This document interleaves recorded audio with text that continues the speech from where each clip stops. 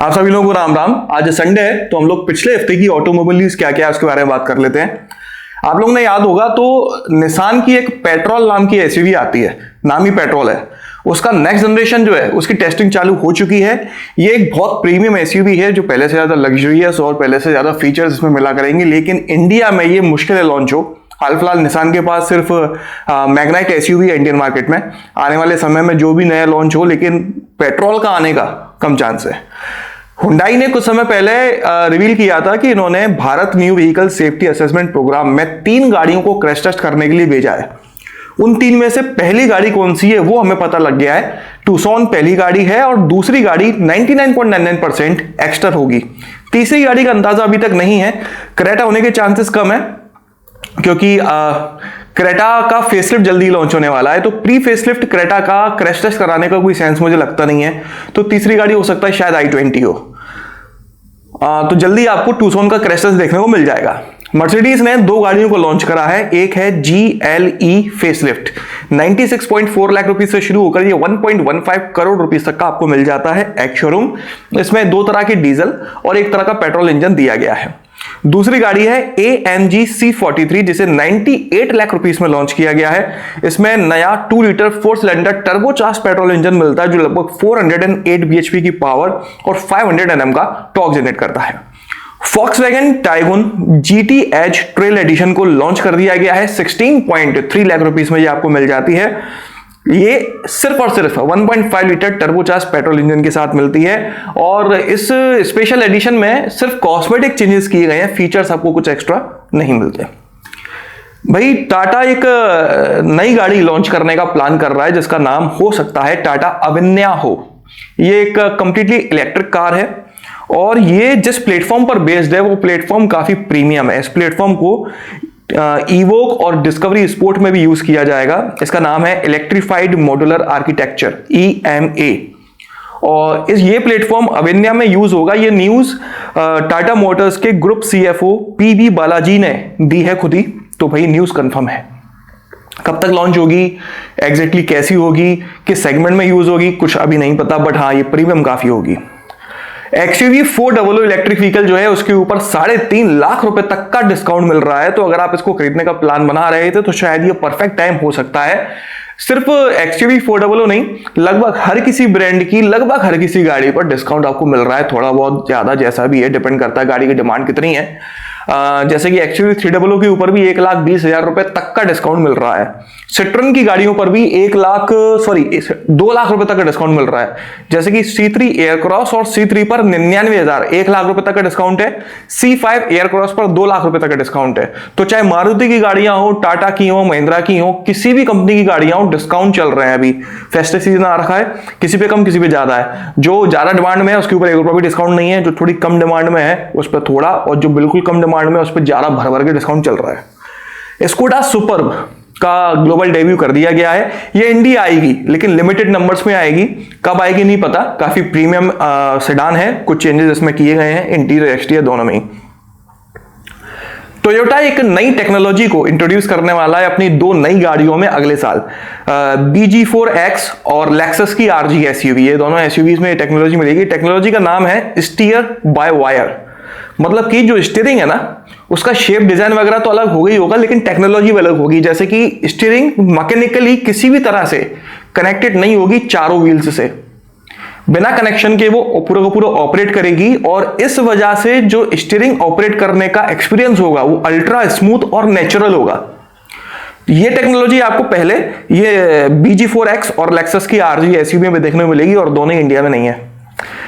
आएगी फ्यूचर में, धीरे धीरे चीजें होंगी। हाँ, किया EV6 का फेसलिफ्ट जो है वो अगले साल इसका ग्लोबल डेब्यू होगा। हाल फिलहाल तो EV6 हमारे इंडिया मार्केट में अवेलेबल है, उसका फेसलिफ्ट का ग्लोबल डेब्यू अगले साल होगा और इंडिया कब तक आएगी भगवान जाने। लोटस एक नई ऑटोमोबाइल ब्रांड है जो इंडिया में एंटर होने वाली है। ये मैंने आपको पहले भी न्यूज दी थी। उसकी कंफर्म्ड डेट जो है वो आ गई निकल के, 9 नवंबर को ये इंडिया में एंट्री करेंगे। पहला आउटलेट या कहूं पहला शोरूम इनका न्यू दिल्ली में ओपन होगा, क्योंकि जिनके साथ इन्होंने टाई अप किया हुआ है एक्सक्लूसिव मोटर्स वो न्यू दिल्ली के ही हैं। नेक्स्ट जनरेशन स्विफ्ट जो है उसकी टेस्टिंग चालू हो चुकी है, अगले साल इसे इंडियन मार्केट में लॉन्च कर दिया जाएगा। 1.2 लीटर 3 सिलेंडर पेट्रोल इंजन इसमें मिला करेगा। इसकी इमेजेस मैंने आपको शायद पिछले संडे या उसके पिछले संडे दिखाई थी, जिसमें नेक्स्ट जनरेशन जैसा मटेरियल कुछ नहीं था, उसको एक फेसलिफ्ट कहा जाए तो ज्यादा ठीक होगा। भाई दिल्ली में पॉल्यूशन काफी तगड़ा हो रखा है, दुनिया भर का, मतलब WHO का जो सर्टिफाइड रेंज है उससे 100 गुना ज्यादा पॉल्यूशन है। इनफैक्ट किसी न्यूज में तो मैंने ये पढ़ा था कि AQI 999 9 से 99 तक पहुंच चुका है। 400 500 तो चल रहा था, उसका डबल हो गया है। रात में उन्होंने कहीं स्पेसिफिक जगह पे जाके मेजर किया था, मुझे नहीं पता वो न्यूज सही है या फेक है, जो भी है, बट भाई पेल के पॉल्यूशन हो रखा है दुनिया भर का।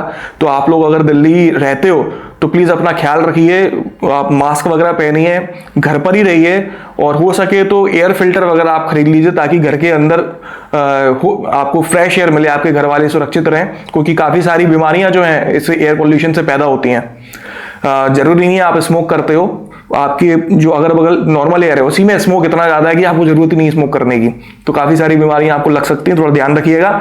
और अगर आप दिल्ली के आसपास कहीं रहते हो तो थोड़ा अवॉइड करिए इस समय दिल्ली को जाने से। और इसी पॉल्यूशन को चलते BS3 और BS4 गाड़ियों को दिल्ली गवर्नमेंट ने बैन कर दिया है। आप इस BS3 और BS4 गाड़ी नहीं चला सकते। अगर आप पकड़े जाते हो तो 20,000 रुपए का आपके ऊपर फाइन लगाया जाएगा। ये मुझे क्लियर नहीं है, मतलब BS3 BS4 डीजल गाड़ियों को बैन करा है, पेट्रोल गाड़ियों को नहीं। डीजल गाड़ियां ज्यादा पॉल्यूट करती हैं। ये मुझे लेकिन कंफर्म नहीं है कि अगर कोई बाहर से आता है, मतलब दिल्ली रजिस्ट्रेशन नहीं है, बाहर से आता है, तो उस सिनेरियो में भी ये रूल एप्लीकेबल है या नहीं है, ये मुझे कंफर्म नहीं है, क्योंकि न्यूज जो भी मैंने पढ़ी उसमें ये स्पेसिफिक चीज कहीं दी हुई नहीं थी। अगर आपको पता हो कि बाहर से अगर कोई बंदा आ रहा है और उसकी गाड़ी BS3 या BS4 डीजल है, तो क्या उस पर भी 20,000 रुपए का फाइन लगेगा? अगर आपको ये न्यूज कंफर्म है तो प्लीज कमेंट करके मुझे भी अपडेट करिएगा। भाई Bharat new vehicle safety assessment programme जो है भारत NCAP 15 दिसंबर से एक्शन में आने वाला है, चालू होने वाला है। और मारुति, हुंडई, महिंद्रा, टाटा, इन्होंने अपनी गाड़ियां ऑलरेडी दे रखी हैं, मतलब कि फर्स्ट बैच में जो गाड़ियां हैं ना वो उनके पास पहुंच चुकी हैं, उनके क्रैश टेस्ट चल रहे हैं और रिजल्ट जहां तक है जनवरी फरवरी तक आपको सबको मिल जाएंगे। हुंडई ने काफी समय पहले बोला था कि ये अपनी हर किसी गाड़ी में 6 एयरबैग स्टैंडर्ड करने वाले हैं, तो इन्होंने अब आके फाइनली 6 एयरबैग स्टैंडर्ड कर दिए। तो आप हुंडई की ग्रैंड आइटेन नियोस क्यों ना खरीदो, आपको तब भी 6 एयरबैग मिल रहे होते हैं। भाई टाटा मोटर्स ने सालों पहले एक छोटी गाड़ी नैनो को लॉन्च किया था। 1 लाख रुपए के अंदर उसका बजट रखने की पूरी कोशिश की गई थी, और था भी 1 लाख रुपए में गाड़ी मिल भी जाती थी। और इसका जो प्लांट था गाड़ी बनाने के लिए, जो पूरी की पूरी व्यवस्था थी, वो टाटा मोटर्स ने वेस्ट बंगाल के सिंगूर नाम की जगह में की थी। करीब 9,000 एकड़ का लैंड था जिसे टाटा ने अपने प्रोजेक्ट के लिए यूज किया था। लेकिन वहां की जो गवर्नमेंट थी, इंक्लूडिंग ममता बनर्जी और बाकी जो भी लीडर्स हैं, उन्होंने इस प्रोजेक्ट में काफी बाधा डाली थी, उसको कंप्लीट नहीं होने दिया। उनका मेन जो एलिगेशन था वो ये था कि इस प्रोजेक्ट की वजह से 6,000 लोगों पर असर पड़ा है, और उन 6,000 लोगों को जो कंपनसेशन मिलना चाहिए वो नहीं मिला है। तो इस वजह से उन्होंने प्रोजेक्ट को रुकवा दिया था, और तब से लेकर अब तक ये पूरी की पूरी कहानी कोर्ट में चल रही थी, कोर्ट केस चल रहा था। अब फाइनली आके टाटा मोटर्स, मतलब कि रतन टाटा जी को रिलीफ मिला है, कोर्ट में ये केस जीत चुके हैं। और केस में जो रिजल्ट आया है वो ये आया है कि वेस्ट बंगाल गवर्नमेंट को 766 करोड़ रुपीस का हर्जाना रतन टाटा जी को भरना है, और with 11% interest 766 crore plus 11% interest तब से लेकर अब तक इतना पूरा अमाउंट, और प्लस जो कोर्ट में खर्चा हुआ है टाटा मोटर्स का, वो पूरा का पूरा खर्चा वेस्ट बंगाल गवर्नमेंट रतन टाटा जी को पे करेगी। तो भाई भले ही सालों बाद रिलीफ मिला, लेकिन रिलीफ काफी तगड़ा मिला, और इतना बड़ा प्लान था। और नैनो का जो फेलियर हुआ अल्टीमेटली, उसके पीछे कहीं ना कहीं ये प्लांट फेल होने का भी काफी बड़ा रीजन था। नैनो क्यों फेल हुई थी, क्या खासियत थी नैनो में, क्यों बनाया था, इसके ऊपर मैंने काफी पहले एक वीडियो बनाया था। अगर आप वो वीडियो देखना चाहते हो तो स्क्रीन के ऊपर मैं लिंक छोड़ दूंगा, उस वीडियो को भी आप देखिएगा जरूर। आगे बढ़ते हैं और टू व्हीलर मार्केट की बारे में बात कर लेते हैं। तो होंडा ट्रांसल्प 750 को लॉन्च कर दिया गया है 10.79 लाख रुपीस में। इसमें लिक्विड कूल्ड 755 सीसी इंजन मिलता है, जो लगभग 92 bhp की पावर और 75 Nm का टॉर्क जनरेट करता है। मोटो गुजी स्टेल्वियो एडवेंचर बाइक को रिवील कर दिया गया है, इमेज आप अपनी स्क्रीन पर देख पा रहे होगे। ट्रायम्फ टाइगर 900 GT और रैली प्रो को लॉन्च किया गया है। 900 GT 13.95 लाख रुपीस की मिल जाती है और रैली प्रो 15.95 लाख रुपीस की। इन दोनों ही गाड़ियों में 888 सीसी का इंजन मिलता है जो लगभग 108 bhp की पावर और 90 Nm का टॉर्क जनरेट करता है। रॉयल एनफील्ड हिमालयन 450 के स्पेसिफिकेशंस सामने आ गए हैं। इसमें 452 सीसी का इंजन आपको मिला करेगा जो लगभग 40 bhp की पावर जनरेट करेगा और 40 Nm का टॉर्क। इसकी सीट हाइट जो होगी वो लगभग 825 से 845 mm तक होगी और यह रॉयल एनफील्ड की पहली मोटरसाइकिल होगी जिसमें आपको राइडिंग मोड्स देखने को मिलेंगे। तो भाई रॉयल एनफील्ड भी अपनी गाड़ियों में फुली लोडेड फीचर्स डालने की पूरी कोशिश कर रहा है। तो न्यूज़ तो इस हफ्ते की बस इतनी थी। बाकी अगर आपको ये वीडियो पसंद आया हो तो इसे लाइक कर दीजिएगा, इस चैनल को सब्सक्राइब कर लीजिए और बेल आइकन को दबाना बिल्कुल ना भूलना। आपका दिन शुभ रहे। धन्यवाद।